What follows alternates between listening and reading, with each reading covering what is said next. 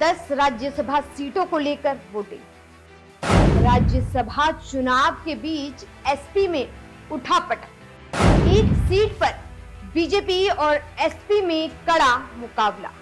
नमस्कार, मैं हूं आपके साथ कामिनी झा और आप देख रहे हैं न्यूज़ 1 इंडिया। लोकसभा चुनाव से पहले तीन राज्यों में राज्यसभा चुनाव को लेकर वोटिंग हो रही है। राज्यसभा की कुल 15 सीटों में से उत्तर प्रदेश की 10 सीटें, कर्नाटक की 4 सीटें और हिमाचल प्रदेश की 1 सीटों को लेकर संग्राम जारी है।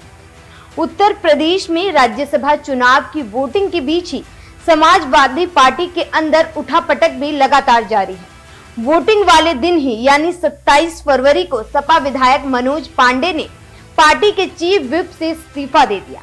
पांडे उन 8 विधायकों में शामिल थे जो सोमवार को अखिलेश यादव के डिनर में शामिल नहीं हुए थे। वहीं अखिलेश यादव को वोटिंग में क्रॉस वोटिंग की टेंशन सता रही है। ऐसे में उन्होंने बीजेपी पर हमला करते हुए कहा कि ये लोग जीतने के लिए कुछ भी कर सकते हैं। एक बार आप भी सुनिए कि अखिलेश यादव ने क्या कुछ कहा। उम्मीद है समाजवादी पार्टी के तीनों जीतेंगे, लेकिन खबरें जो आ रही हैं आप भी जानते हो, जो दूसरों के लिए कांटा बोते हैं एक दिन उनके लिए भी कांटे मिलते हैं। जो दूसरों के लिए गड्ढे खोदते हैं एक दिन वो खुद भी उस गड्ढे में गिरते हैं। चंडीगढ़ में भी आपने देखा था कि किस तरीके से अधिकारियों से मिलकर के, और बैलेट अगर ना होता, सीसीटीवी कैमरे ना होते तो शायद परिणाम कुछ और दिखाई देता। लेकिन सुप्रीम कोर्ट को बधाई जिसने कम से कम चंडीगढ़ और लोकतंत्र को बचा लिया। बीजेपी चुनाव जीतने के लिए कोई भी हथकंडा अपना सकती है, कोई भी लाभ देने के लिए आश्वासन दे सकती है। बीजेपी है, जीतने के लिए सब कुछ करेगी। राज्यसभा की 15 सीटों पर आज सुबह 9 बजे से वोटिंग शुरू है। 3 राज्यों के उत्तर प्रदेश, हिमाचल प्रदेश और कर्नाटक में मतदान हो रहे हैं। शाम 5 बजे के बाद वोटों की गिनती शुरू होगी और रात तक नतीजे भी सामने आ सकते हैं। चलिए आपको सबसे पहले उत्तर प्रदेश की राज्यसभा की 10 सीटों को लेकर चल रही राजनीति के बारे में बताते हैं। उत्तर प्रदेश की जंग सबसे ज्यादा दिलचस्प दिखाई दे रही है। यहां से 10 उम्मीदवार चुने जाने हैं। इसमें बीजेपी के 7 और समाजवादी के 3 पक्के माने जा रहे थे, लेकिन बीजेपी ने 8वां उम्मीदवार पूर्व सपा नेता संजय सेठ को उतारकर सपा के लिए मुश्किलें खड़ी कर दी हैं। बीजेपी के उम्मीदवारों की बात की जाए तो आरपीएन सिंह, चौधरी तेजवीर सिंह, अमरपाल मौर्य, संगीता बलवंत, साधना सिंह, नवीन जैन और सुधांशु त्रिवेदी शामिल हैं। वहीं सपा के उम्मीदवारों की बात की जाए तो जया बच्चन, रामजी लाल सुमन। इसके बाद 10वीं सीट के लिए जो कड़ा मुकाबला बताया जा रहा है, उसमें 10वीं सीट के लिए बीजेपी के संजय सेठ और सपा के आलोक रंजन के बीच टक्कर मानी जा रही है। चलिए अब आपको यूपी में राज्यसभा का अंक गणित भी समझाते हैं। विधानसभा की यहाँ पर कुल 403 सीट है, मौजूदा संख्या 399 है।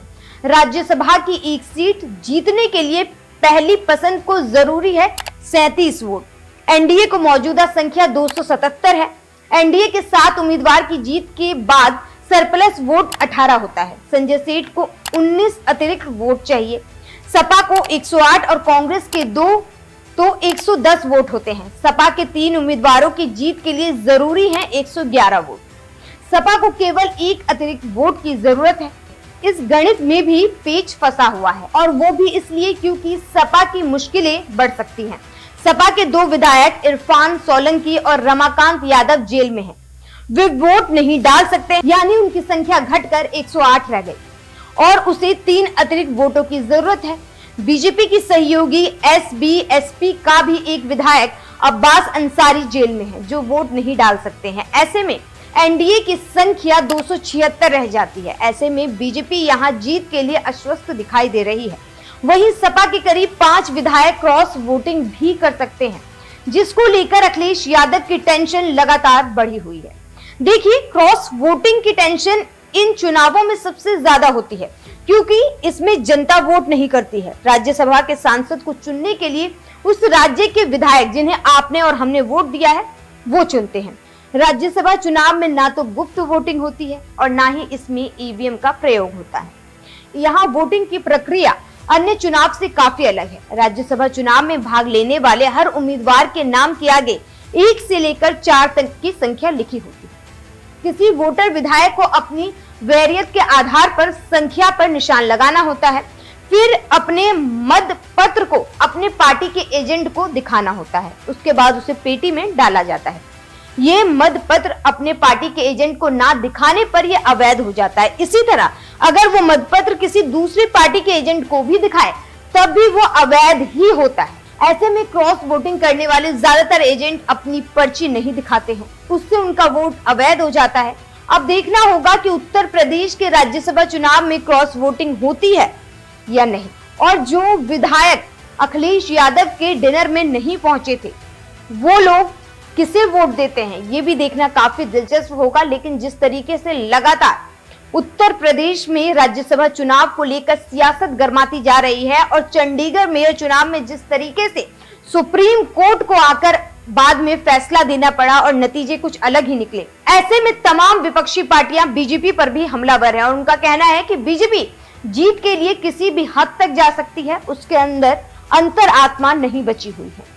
ऐसे में आपकी राज्यसभा चुनाव को लेकर जो ये वोटिंग चल रही है और सपा के अंदर जो उठापटक चल रही है उसको लेकर क्या राय है, हमें कमेंट बॉक्स में जरूर बताएं। और इसी तरह की तमाम खबरों वीडियो को देखने के लिए हमारे YouTube चैनल को सब्सक्राइब कीजिए।